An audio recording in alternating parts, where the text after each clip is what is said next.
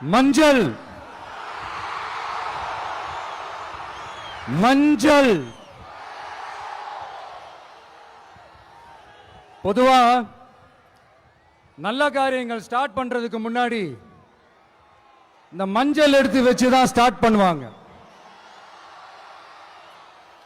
நம்ம வீட்டில் கூட நம்ம அம்மா அக்கா தங்கைகள் நமக்காக நாம நல்லா இருக்கணும்ன்றதுக்காக மஞ்சள் புடவை கட்டிக்கிட்டு தான் வேண்டிக்குவாங்க.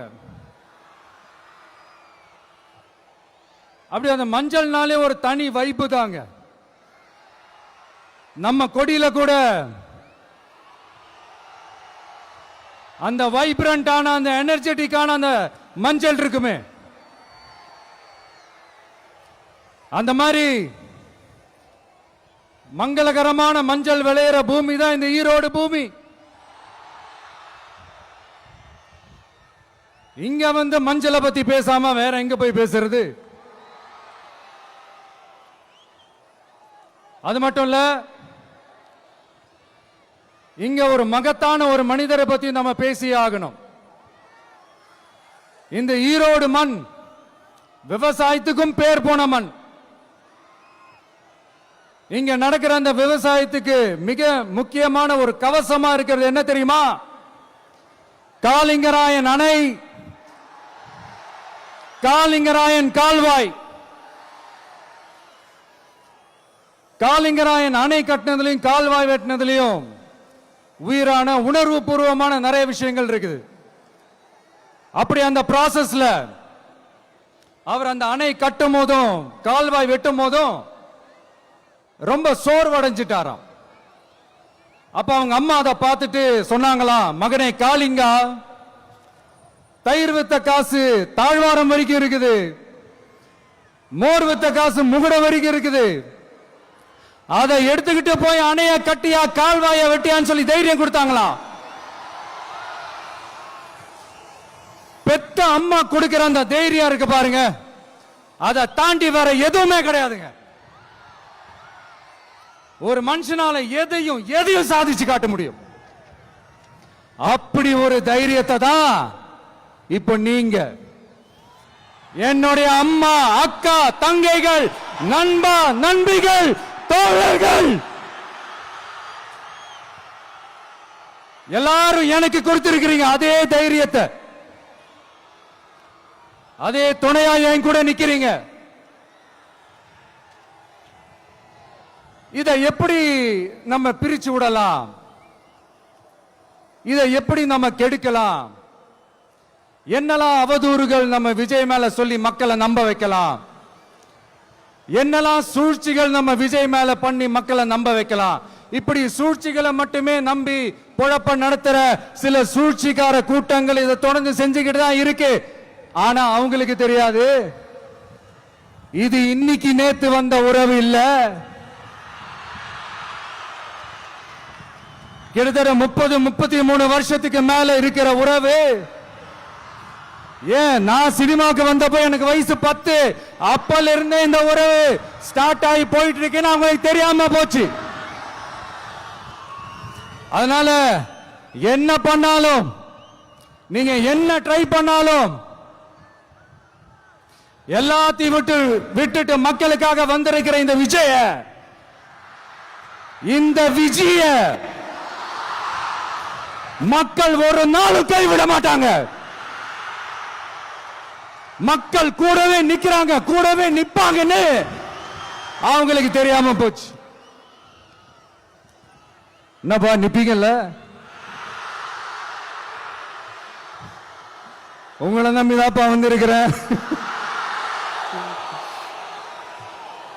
அதான் இந்த சத்தம் தாங்க வாழ்நாள் பூரா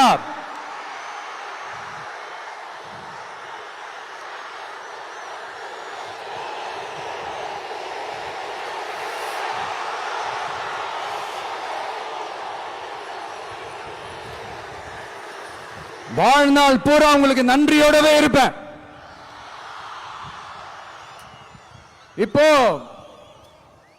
நம்ம காளிங்கராயன் அவர்கள் அணையை கட்டுறதுக்காக பவானிக்கு போய் பார்க்கும்போது ஒரு இடத்துல ஒரு பாம்பு வந்து உட்கார்ந்துச்சான், படுத்துச்சான். அது படுத்த இடத்துல தான் அவர் அணையை கட்ட ஸ்டார்ட் பண்ணாராம். அப்புறம் அந்த பாம்பு வளைஞ்சி நெளிஞ்சி போற இடத்துல எல்லாம் கால்வாயை வெட்டினார்னு சொல்லி சில வாய்மொழி கதைகள்லாம் சொன்னாங்க. தண்ணியை சேமிச்சு வச்சு குடிக்கிறதுக்கும் விவசாயத்துக்கும். தம்பி கீழே இறங்கு, தம்பி கீழே இறங்குப்பா, பிளீஸ் கீழே இறங்குப்பா.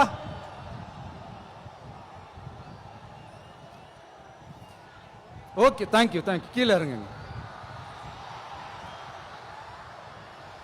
கீழே இறங்குப்பா.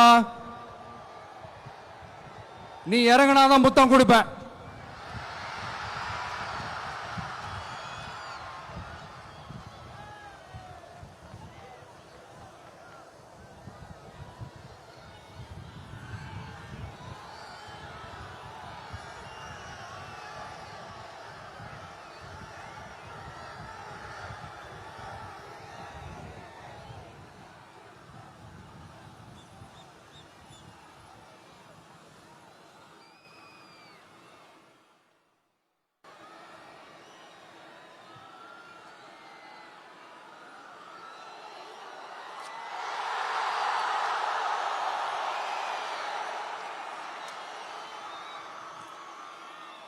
இப்படி தண்ணியை சேமிச்சு வச்சு குடிக்கிறதுக்கும் விவசாயத்துக்கும் வழி வகுக்கிறது எவ்வளவு பெரிய ஒரு நல்ல விஷயம்.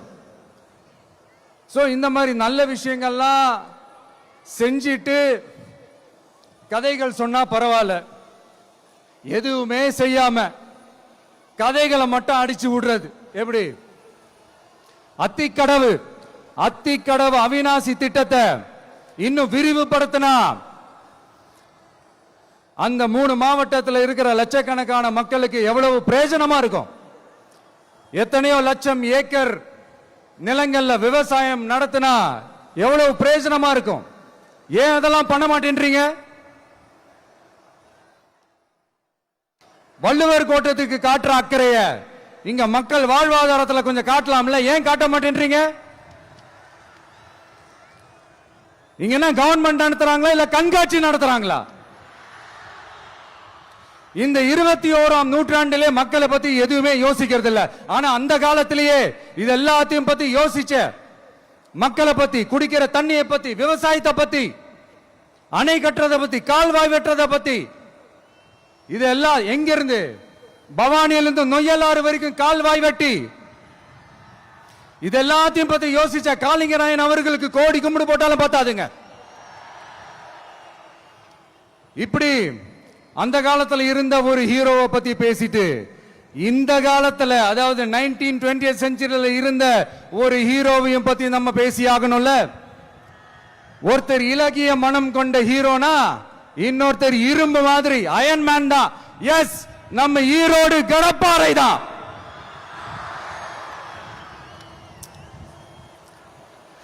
ஒட்டுமொத்த தமிழ்நாட்டையே திருப்பி போட்ட சீர்திருத்த நெம்புகோல் ஈரோடு மாவட்டத்தில் பிறந்த அவர்தான்.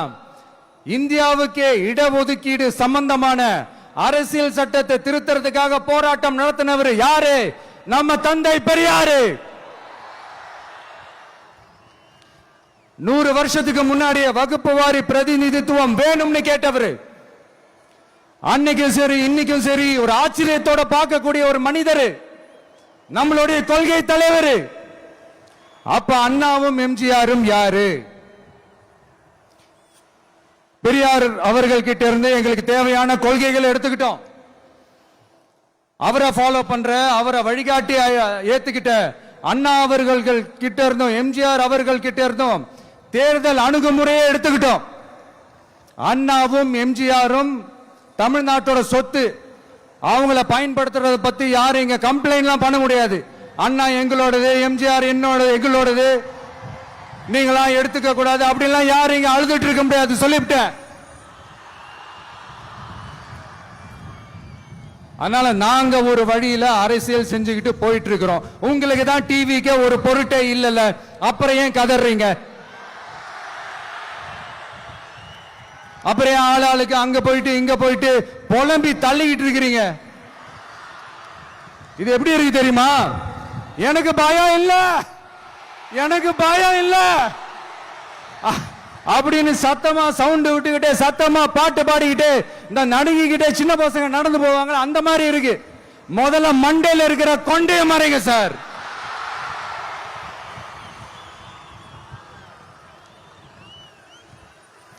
சும்மா மாறு வேஷத்துல மறு வச்சுக்கிட்டு மீடியா ஆளு ரேடியோ ஆளுன்னு இவங்க ஆளுங்களே மாத்தி மாத்தி அனுப்பிக்கிட்டு இதெல்லாம் என்ன மக்களுக்கு தெரியாதுன்னு நினைச்சிட்டு இருக்கீங்களா? மக்கள் எல்லாத்தையும் உன்னிப்பா கவனிச்சிட்டு இருக்காங்க. அதனாலதான் சொல்றேன், உங்களுக்கு நீங்க கொள்ளையடிச்சு வச்சிருக்கிற காசு தான் துணை. ஆனா எனக்கு என் மேல எல்லையில்லா பாசம் வச்சிருக்கிற இந்த மாசு தான் துணை.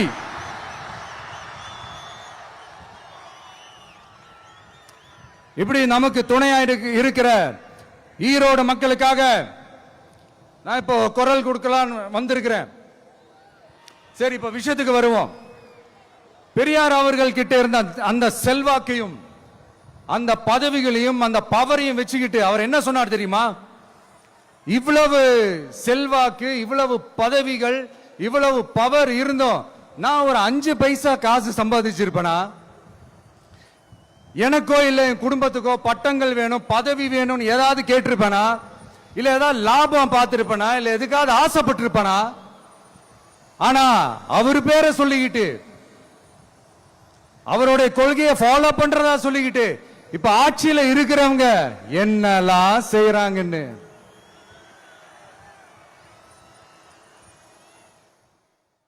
அதனாலதான் சொல்றோம், பெரியார் பேரை சொல்லிக்கிட்டு தயவு செஞ்சு கொள்ளையடிக்காதீங்கயா, தயவு செஞ்சு கொள்ளையடிக்காதீங்க. அவரு பேரை சொல்லிக்கிட்டு பெரியார் பேரை சொல்லி கொள்ளையடிக்கிற இவங்க தான் நம்மளுடைய அரசியல் எதிரி. மக்களை நீங்க சொல்லுங்க, நம்மளுடைய அரசியல் எதிரி யாரு? நம்மளுடைய கொள்கை எதிரி யாரு? ரிப்பீட், நம்மளுடைய அரசியல் எதிரி யாரு? நம்மளுடைய கொள்கை எதிரி யாரு? உங்களுக்கு புரியுது இல்ல? எனக்கு அது போதும்யா, எனக்கு வேற எதுவுமே தேவையில்லை.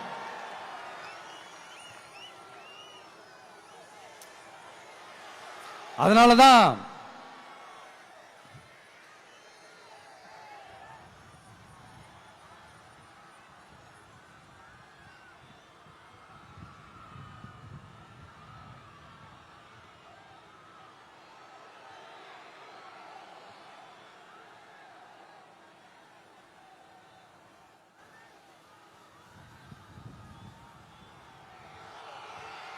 உங்களுக்கு நம்மளை பத்தி நம்ம அரசியலோட நீங்க எல்லாரும் என்னோட அரசியலோட கனெக்டடா இருக்கீங்கன்றது ரொம்ப தெளிவா தெரியுது. அதனால எனக்கு அது போதும். அதனாலதான் எதிரிகள் யாருன்னு சொல்லிட்டு களத்துக்கு வந்திருக்கிறோம். அதனால அவங்கள மட்டும் தான் எதிர்ப்போம். அதுவும் அந்த எதிரிகள் யாரு இப்போ இங்க 2026 சட்டமன்ற தேர்தலில் களத்தில் இருக்கிறாங்களோ அவங்கள மட்டும் தான் எதிர்ப்போம். சும்மா களத்திலே இல்லாதவங்களையும், களத்துக்கும் அவங்களுக்கும் சம்பந்தமே இல்லாதவங்களையும் எதிர்க்கிற ஐடியாலாம் இல்ல பாஸ். நீங்க கேட்கிறீங்கன்றதுக்காக எதிர்த்துட்டு இருக்க முடியாது பாஸ். எங்களுக்கு நிறைய வேலை இருக்குது.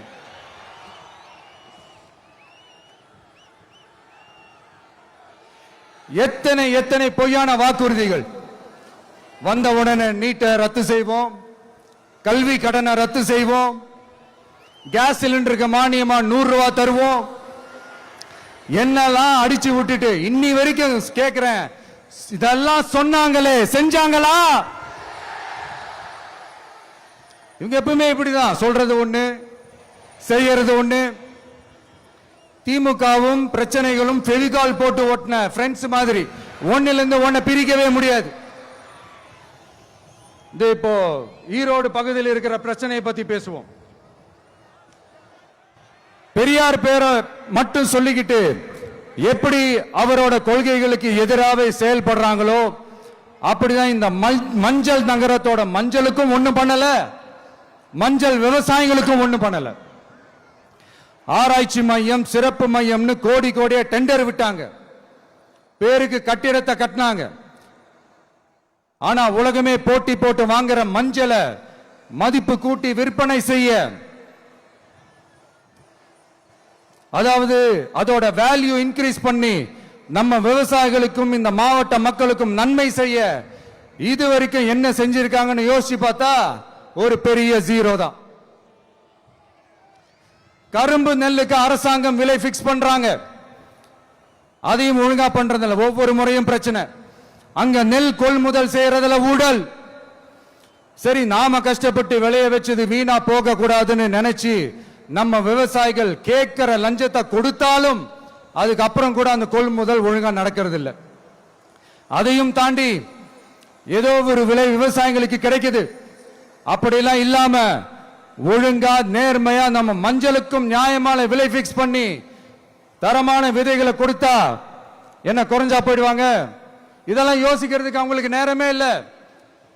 24x7 அவங்களோட யோசனை என்ன தெரியுமா? இந்த விஜயை எப்படி முடக்கலாம், தமிழக வெற்றி கழகத்தை எப்படியெல்லாம் முடக்கலாம், அப்படிதான் அவங்களுடைய சிந்தனையே 24x7. எத்தனையோ வருஷத்துக்கு முன்னாடி நம்ம காளிங்கராயர் நதிகளின் இணைப்புக்கு முன்னோடியா இருந்தார். பவானி ஆத்துல வர அதிகமான தண்ணீர் அணை கட்டி தேக்கி தண்ணீர் வறட்சியான பகுதிகளுக்கு அனுப்பினாரு.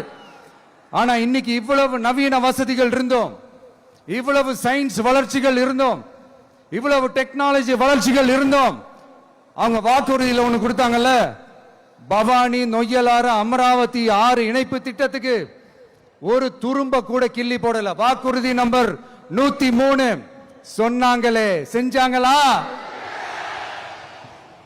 சரி, இதாவது ஒரு பெரிய ப்ராஜெக்ட் வைங்க. ஆறுகளை சுத்தப்படுத்த பல்லாயிரம் கோடி நிதி ஒதுக்குவோம், தமிழ்நாட்டில் உள்ள ஆறுகளை சுத்தப்படுத்துவோம்னு சொன்னாங்களே, செஞ்சாங்களா? ஆனா ஆத்து மணலை கொள்ளையடிக்கிறதுல மட்டும் வேலையை கரெக்டா செய்வாங்க. இதை நான் ஏன் திரும்ப திரும்ப சொல்றேன்னா, மக்களே நீங்க புரிஞ்சுக்கணும். கொஞ்சம் மசந்தா மற்ற மாவட்டங்கள்ல மணல் காணாம போன மாதிரி, மலைகள் காணாம போன மாதிரி, நம்ம மாவட்டத்தில் தனி வளத்தை கொடுத்த செம்மண்ணும் காணாம போறதுக்கு வாய்ப்பு இருக்கு மக்களே. நம்ம மண்ணுக்கும் நம்ம ஆத்துக்கும் நம்ம விவசாயிக்கும் தான் இந்த மோசமான நிலைமை. அதனால ஏதாவது தொழில் செஞ்சு பிழைக்கலாம்னு பார்த்தா அதுக்கும் எங்க விடுறாங்க? தொழில்னு பார்த்தா 30% நெசவாளர்களுக்கு கூலி பாக்கி. அரசாங்கம் நம்ம நெசவாளர்கள் கிட்ட இருந்து கொள்முதல் செய்த வேட்டி சேலைக்கான கூலியை கூட போராடித்தான் வாங்க வேண்டியதா இருக்குது. அது சலுகையோ உதவியோ நலத்திட்டமோ கிடைக்காது. நம்ம உழைப்புக்கான ஊதியம், நம்மளோட உரிமை, அதுக்கே போராட வேண்டிய நிலையில தான் இந்த அரசாங்கம் நம்மளை வச்சிருக்கு. நல்லா பார்த்துக்கங்க மக்களே, உரிமைக்கு குரல் கொடுத்தவங்க தான் இவங்க. சிறு குறு தொழில்கள் பீக் ஹவர்ஸ் சார்ஜ்னு கரண்ட்டுக்கு அநியாய விலை வச்சு அதையும் செய்ய விடாம நம்மளை முடக்கிறாங்க. அந்த பீக் ஹவர்ஸ் சார்ஜ் கொள்ளையால எத்தனை வருஷமா எவ்வளவு பேர் பாதிக்கப்படுறோம், எவ்வளவு தொழில்கள் பாதிக்கப்படுது. நாமளும் கத்துறோம், போராடுறோம், கோரிக்கை வைக்கிறோம். எதையாவது இவங்க கண்டுக்கிறாங்களா? கொஞ்சம் யோசிங்க. ஏன் கண்டுக்க மாட்டேன்றாங்கன்னு கொஞ்சம் யோசிங்க. அப்பதாங்க பிரைவேட்ல அதிக விலைக்கு கரண்ட் வாங்க முடியும், அதுக்கு டெண்டர் விட முடியும். அப்படி டெண்டர் விட்ட மேட்டர்ல எல்லாம் என்ன நடக்கும்னு உங்களுக்கும் தெரியும், எனக்கும் தெரியும், நம்ம எல்லாருக்குமே தெரியும். இந்த மாதிரி ஈரோடுல மட்டும் இல்ல, எந்த மாவட்டத்துக்கு போனாலும் பிரச்சனைகள் மேல பிரச்சனைகள் தான். அதையெல்லாம் தீக்கிறதுக்கு ஒரு சொல்யூஷன் கூட சொல்லாம இதுல வேற பெருமையா மாடல் அரசுங்கிறது இல்ல. நான் கேட்கிறேன், கூச்சமா இல்ல?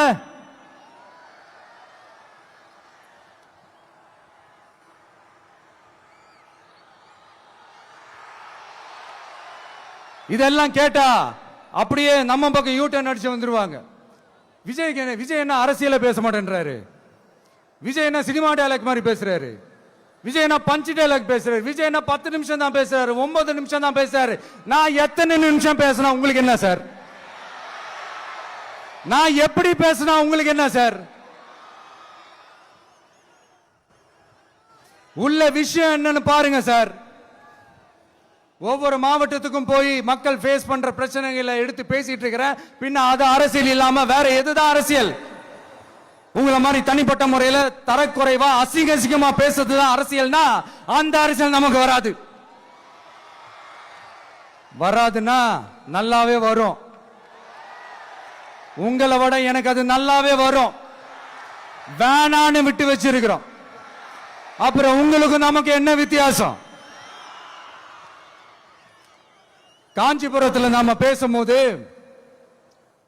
இந்த மாதிரி உங்களால் அமைக்கப்பட போற ஆட்சியில நம்ம ஆட்சிக்கு வந்த உடனே என்னெல்லாம் செய்ய போறோம்ன்றது சிலது சொன்னோம். அதையெல்லாம் தப்பா புரிஞ்சுக்கிட்டு இப்போ சொல்றேன், விளக்கமா சொல்றேன். நான் சலுகைகளுக்கு எதிரானவன் கிடையாது. மக்களுக்கான சலுகைகளை இலவசம்னு சொல்லி அசிங்கப்படுத்துறதுல எனக்கு உடன்பாடு கிடையாது. மக்கள் காசுல மக்களுக்கு செய்யறதை எப்படி இலவசம்னு சொல்லுவீங்க? அப்படியே செஞ்சிட்டாலும் ஓசில போறேன்னு சொல்லி அசிங்கப்படுத்துறீங்க. என்ன கேட்கறதுக்கு ஆள் இல்ல நினைச்சீங்களா?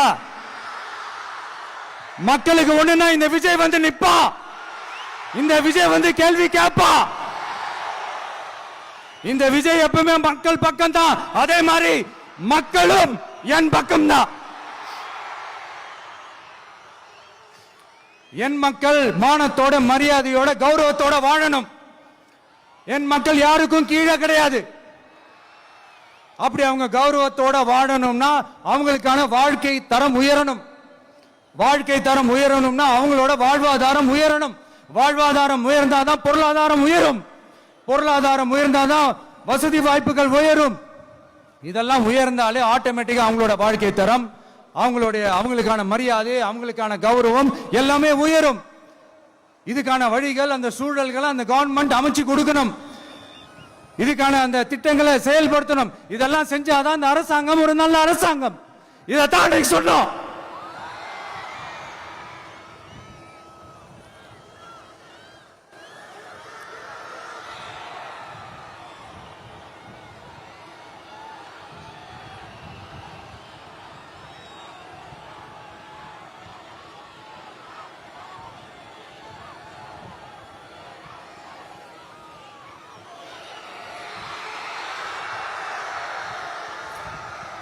இதைத்தான் இன்னைக்கு சொன்னோம். உடனே சொன்னா மட்டும் போதுமா? எப்படி செயல்படுத்துவீங்க? நாங்க என்ன வாயிலே வடை சுடுறதுக்கு டிஎம்கேவா? டிவிகேடா?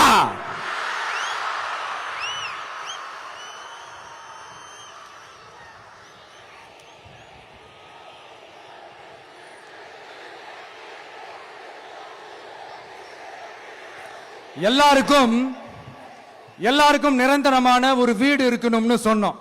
உடனே எங்க ஆட்சியிலே நாங்க எல்லாரும் வீடு கட்டி கொடுத்துட்டோமே அப்படிங்கிறது இல்ல. நான் கேட்கிறேன், இங்க உங்களை தான் கேட்கிறேன், இங்க வாடகைக்கு இருக்கிறவங்களே இங்க யாரும் இல்லையா? எல்லாருக்கும் சொந்தமா வீடு கட்டி கொடுத்துட்டாங்களா? அடுத்து வீட்டில் இருக்கிற ஒவ்வொருத்தரும் மினிமம் டிகிரி படிச்சிருக்கணும் அப்படின்னு சொன்னோம். உடனே எங்க ஆட்சியிலே எல்லாரும் டிகிரி படிச்சு முடிச்சிட்டாங்களே அப்படிங்கிற மாதிரி சொல்றது அது உண்மைனா? ஸ்கூல் லெவல்லே டிராப் அவுட்ஸ் அதிகமானது யாரோட ஆட்சியிலங்க?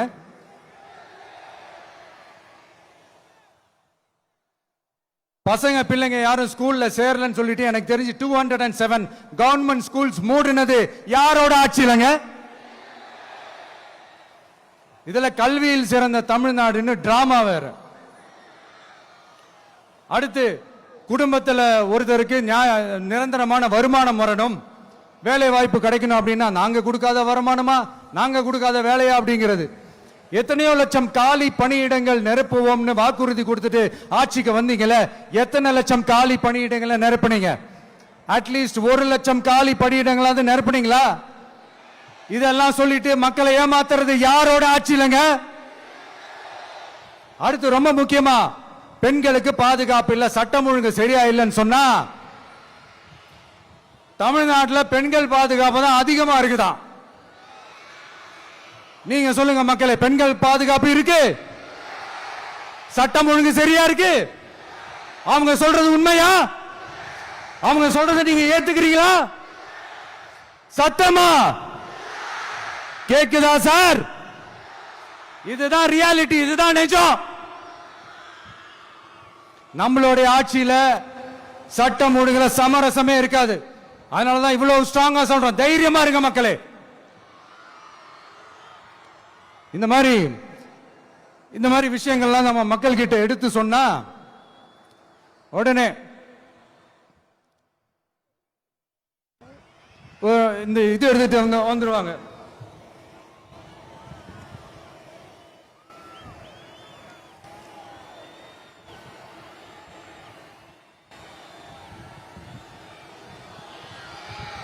இந்த மாதிரி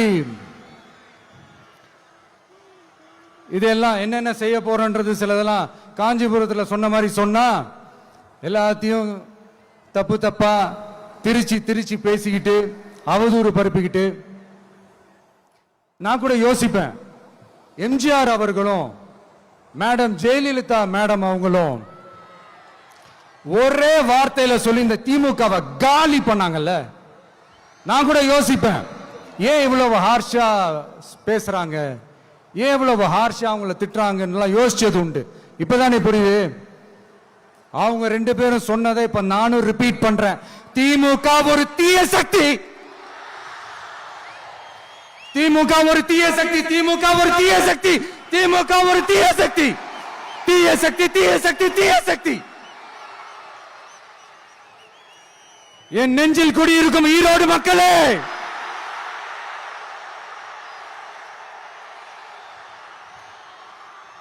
டிவிகே ஒரு தூய சக்தி. எப்படி? டிவிகே ஒரு தூய சக்தி. தூய சக்தி டிவிகேவுக்கும் தீய சக்தி டிஎம்கேவுக்கும் தான் போட்டியே.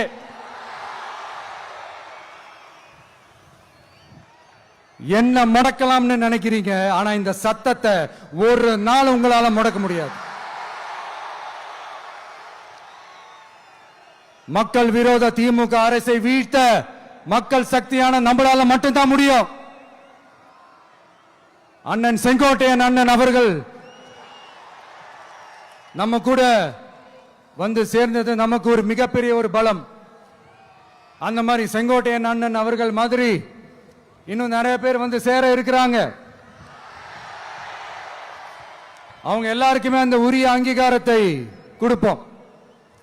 அது மட்டும் இல்ல, அப்புறம் இன்னொரு விஷயம் சொல்ல மறந்துட்டேன். இப்ப ரீசெண்டா ஒரு இடத்துல நம்ம சிஎம் சார் அவர்கள் பேசும்போது சொன்னாங்க, என் கேரக்டரையே புரிஞ்சுக்க மாட்டேங்கிறேன். இது சினிமா டயலாக் இல்லையா? நான் ஏதாவது பேசினா சினிமா டயலாகா? சார் பேசினா அது சினிமா டயலாக் இல்லையா? சிலப்பதிகாரத்திலிருந்து எடுத்ததா அந்த லைன். என் கேரக்டரையே புரிஞ்சுக்க மாட்டேன்றது. உங்களை எப்படிதான் சார் புரிஞ்சுக்கிறது? எந்தெந்த விஷயத்துலலாம் சார் உங்க கேரக்டர் நாங்க புரிஞ்சுக்கிறது? அதையும் நீங்களே சொல்லிட்டீங்கன்னா கொஞ்சம் நல்லா இருக்கும் சார்.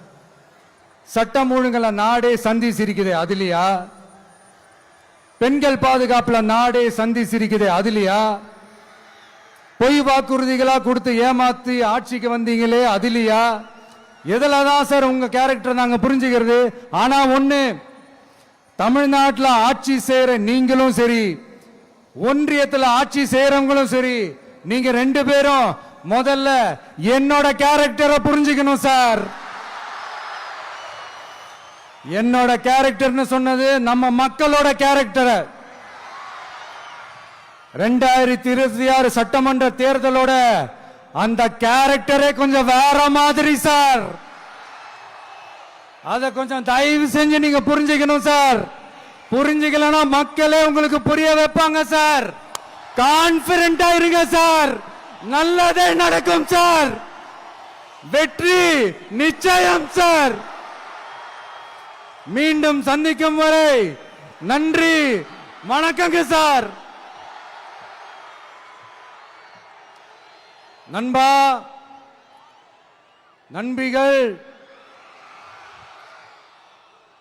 இங்க வந்து எல்லாம் வந்து பார்த்தோம், எல்லாம் நல்லபடியா நடந்தது. சேஃபா வந்துட்டு சேஃபா வீட்டுக்கு போயிடுங்க. எனக்கு எல்லாத்தையும் விட நீங்க தான் எனக்கு முக்கியம். தயவு செஞ்சு சேஃப்டியா போயிட்டு வாங்க. ஒரு ஈரோடு செல்ஃபி ஒன்று எடுப்போமா?